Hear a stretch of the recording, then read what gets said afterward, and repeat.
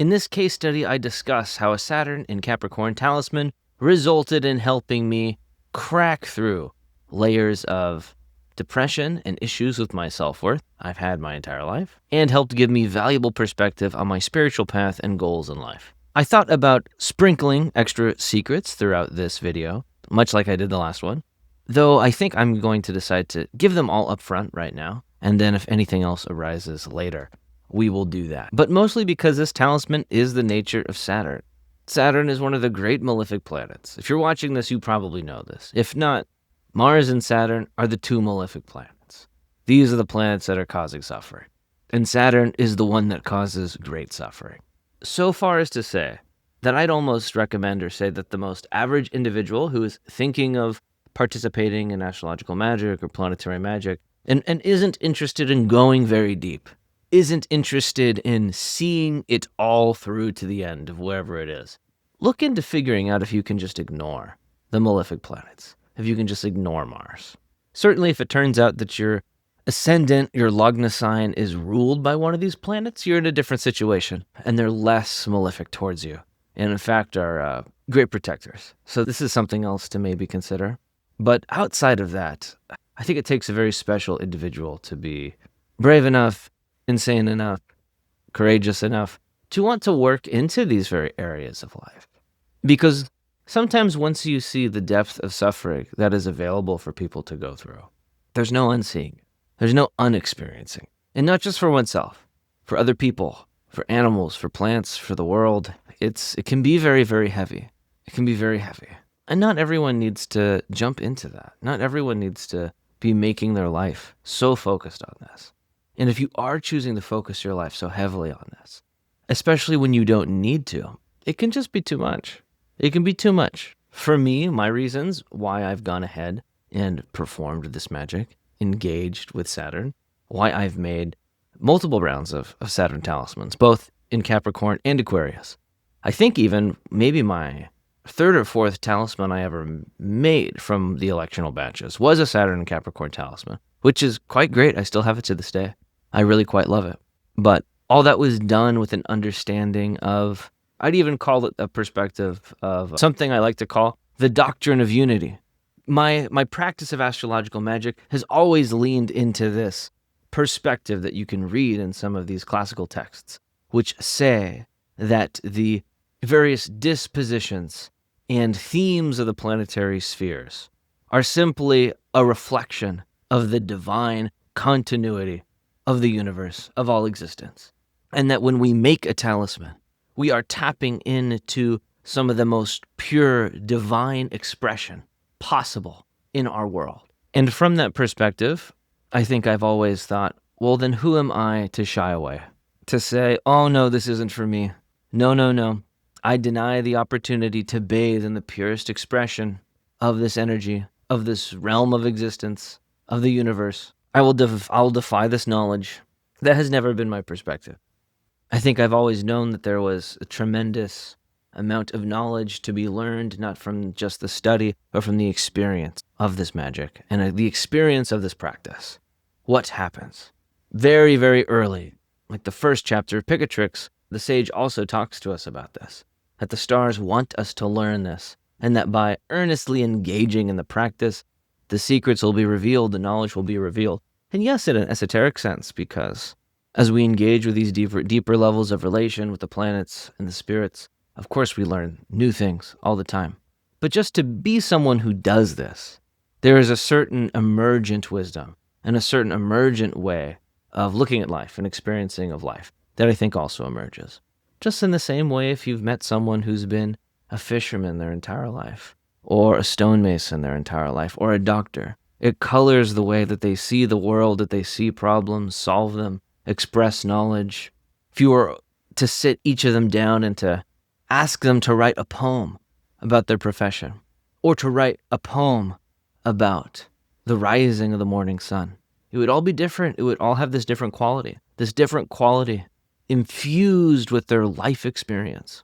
And so I was always very interested to know what the infusion of life experience would be for one who practices this form of magic. And so, of course, I make Saturn talismans and Mars talismans, and I've made all the talismans of the 7 planets. What is this knowledge that is locked away behind experience? What is this knowledge that is locked away behind literally trading your time and effort and your bodily motions in life? This is something Saturn has certainly allowed me to see, or at least gain some initial tastes of. And I call this talisman the Stone Lotus.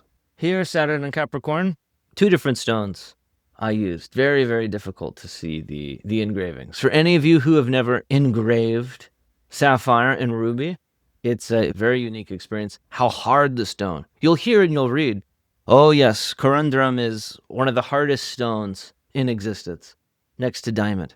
And then when you're using the diamond stylus to engrave the talisman, the feeling is like nothing else you'll ever feel. And so we have a mixture of sapphires and marcasites here. Many of my Saturn talismans have been this pyrite, been this marcasite, and several have been sapphires. And so why choose these 2 different stones? Now, the fact that pyrite also has this relation to gold, fool's gold. Gold is very much of both Saturn and of the sun. So anything that can be confused as gold or is related to gold in this way, you can make a case that there is this co-rulership of Saturn inside that mineral, for that mineral. And then blue sapphire, beautiful blue sapphire. There probably isn't a more famous stone than that of blue sapphire for Saturn. Very popular in India, also very popular in this tradition of astrological magic. And again, we look at our source from Albertus Magnus's Book of Minerals. For those who use the blue sapphire, they say that it invigorates the body and brings about peaceful agreements and makes one pious and devoted to God and confirms the mind in goodness. Truly excellent. It makes one respectable. It makes one pious. It makes one calm and able to weather the storms of life. These are the best qualities of Saturn that we can ever truly hope for. Favored by God as well. Devoted to God. Of course, one who is pious and devoted is favored by God. Also, another very important point they mention here, which one has to be careful of, is the cooling effect. Saturn brings a tremendous cooling effect on the body. The sapphire also is said to bring this cooling effect to the body. I am someone who has a tremendous amount of body heat, an internal energy, a tremendous amount of internal energy, heat, prana, chi, to the point to where it's even bad for my health. So finding ways to cool this is very, very important. And so blue sapphire and Saturn can be used for these ways, can be used to heal the body that experiences excess heat. And Agrippa considers both marcasite and sapphire as stones of Saturn.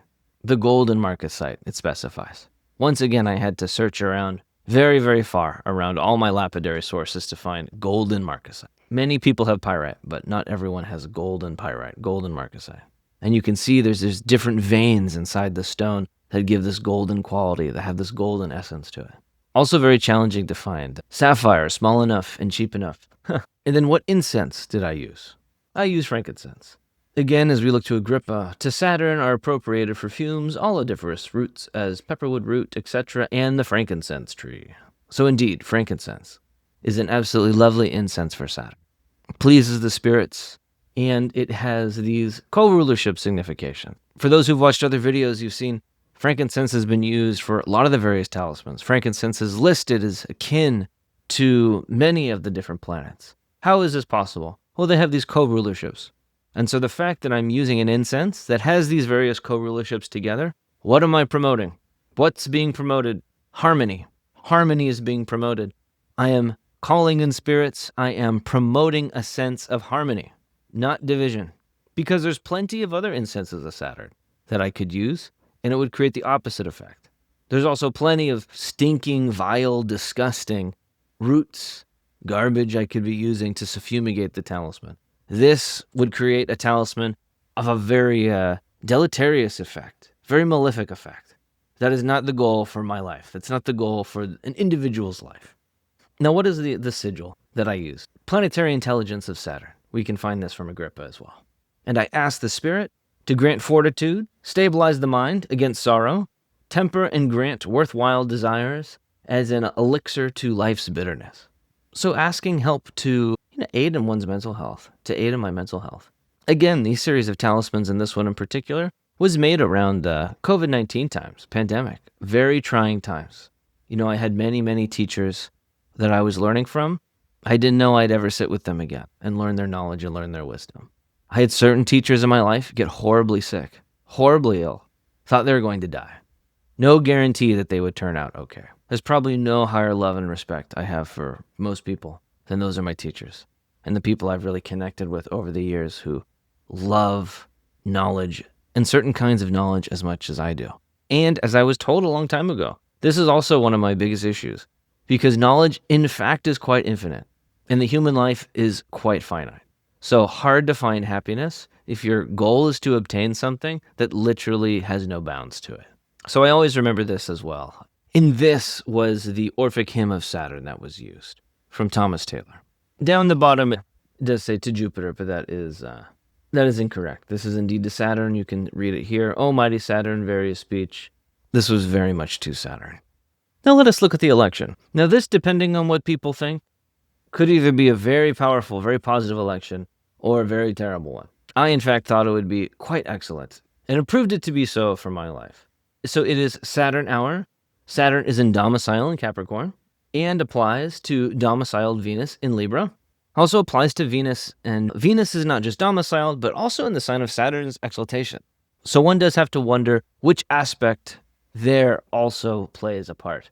Saturn also applies to domiciled Venus. And this domicile of Venus is also the sign where Saturn receives exaltation. Saturn is conjunct Jupiter, and the moon is in Saturn's sign and is very fast. We also have a benefic in the ascendant with Jupiter being there. William Lilly. William Lilly, famed English astronomer, astrologer, and astromancer, also discusses about the benefits of having Saturn on the ascendant, or Saturn in the first house, as a way to strengthen the first house and to strengthen the election.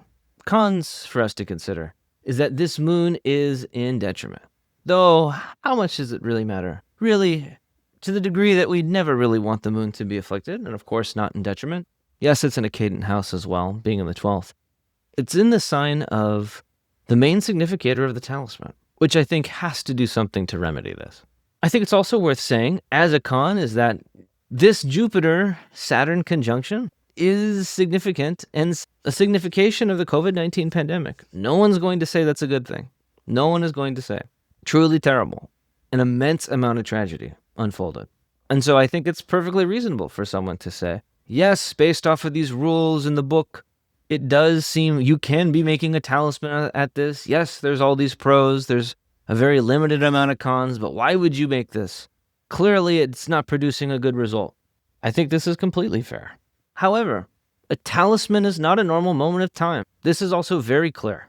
Picatrix makes this very, very clear.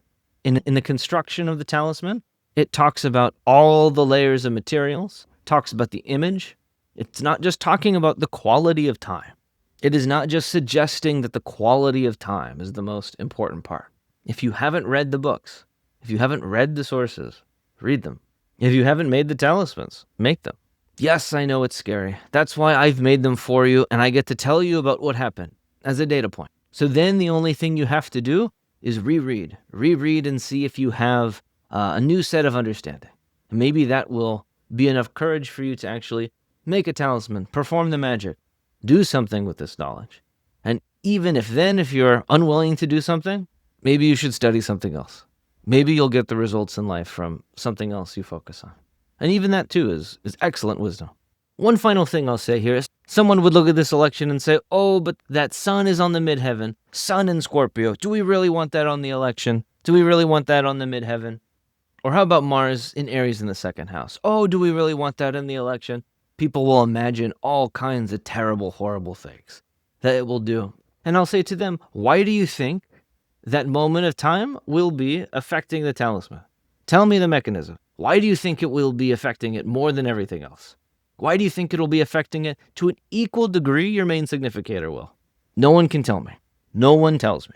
For anyone who has watched through a number of these videos or seen me teach a bit, you see how much I'm focusing on materials. Even if I don't spend a lot of time covering it in an individual video, you can see lots of time has been spent on materials, determining images, incenses, structure of the ritual together. All of these points are informative. All of these points are essential in the practice of making the talisman. It's not just the election. It's not just the moment of time. The area of life and how we live our life and where we're applying our energies, our thoughts, our focus, our daily actions, all of these are compounding together to create the result. I think it also shows that some of these individuals are not very well read. Apologies. Or I'd encourage you to read more source texts because they tell you the importance of the materials and what the use of specific materials do and how they work, why they work, and why they work well for some planets and why they don't work well for others.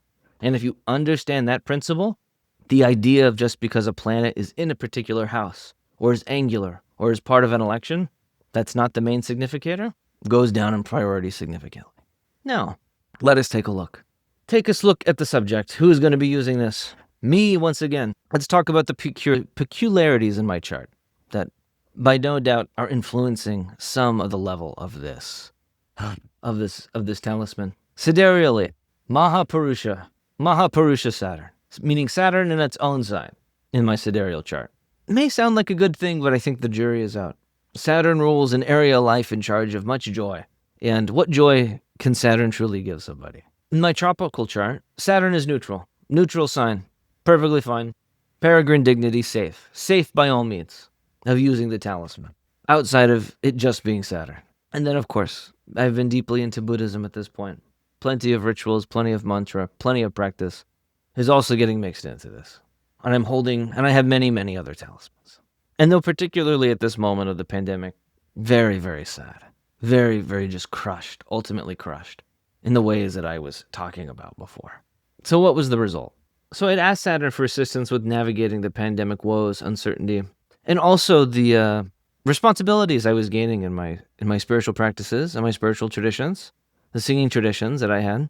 I had gotten COVID at this point and had really have had terrible, terrible breathing problems.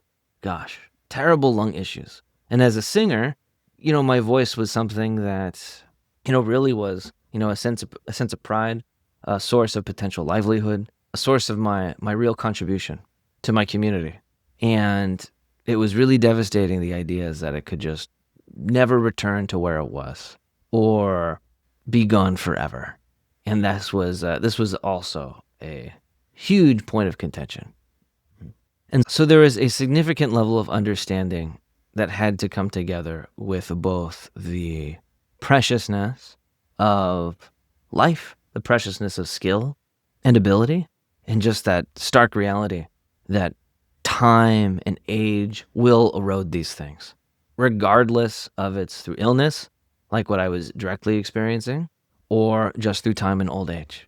And that is the plight of someone whose livelihood or skill set is directly tied to their body.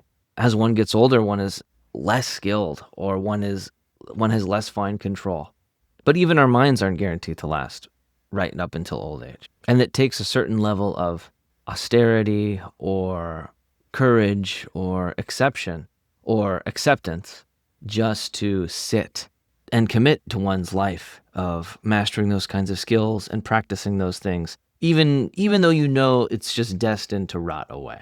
And this was one of the insights that I remember I was thinking a lot about at this time, and particularly in my practices of Newar Buddhism.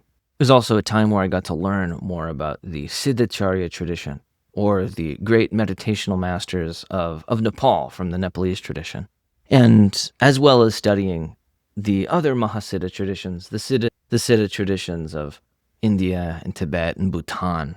And one of the most interesting and powerful things I think about all their stories is that it discusses how the individual ways that we find that we're able to engage with the world that bring us joy and that others see and that others are inspired by, regardless of what it is. This can be a path to liberation. This can be a path to whatever it is that we're really looking to accomplish in life. A way to find meaning, too, if we want to frame it that way. If we think about a nice, tall Maslow's hierarchy of needs pyramid. And so reading the stories of these old teachers and these old masters, and some of them are very unconventional, like Luipa, the fish gut eater or the fisherman. He was able to find a path to liberation through his practice of fishing, not just through Brahmanical activities or activities we believe to be highly yogic or highly pure, like meditation and mantra, being a priest. This was not the case. And so it was a mix of these understandings. It was also the state of mind that allowed me to find the courage and find the comfort to commit to a series of preliminary practices and deeper spiritual practices that allowed me to become a lama in the Tibetan Rimé Buddhist tradition as well. So the name of this talisman, the Stone Lotus, is really a nod and a hint to the fact that my spiritual practice as a Buddhist really did blossom from the creation of this talisman and the kinds of thoughts about mortality, suffering, skill acquisition, skill loss, the destructive powers of time, which is also very important and appropriate for this time magic tradition of astrological magic that I'm practicing and that everyone is hearing about. And overall, I think is quite a positive result that we could expect from Saturn, the greater malefic.